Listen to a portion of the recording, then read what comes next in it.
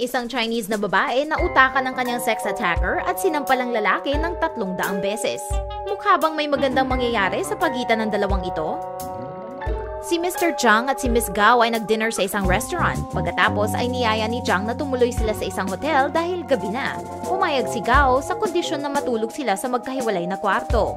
Pero pagdating nila sa hotel, iisang kwarto lang ang binayaran ni Zhang habang nangako na hindi niya gagalawin si Gao.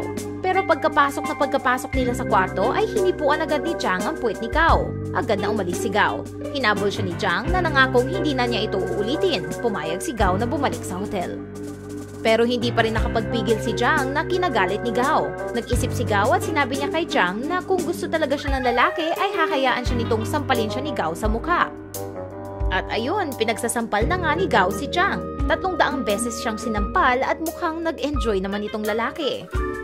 Pagpunta ni Zhang sa banyo, nireport siya ni Gao sa pulis at nagtangkang tumakas. Pero nahuli siya ni Zhang at tinanggal nito ang pantalon ni Gao. Buti na lang at dumating ang pulis at naaresto si Zhang. Sana ay hindi na pumayag sumama sa hotel si Gao o sana ay sinampal niya si Zhang hanggang sa mawalan ito ng malay.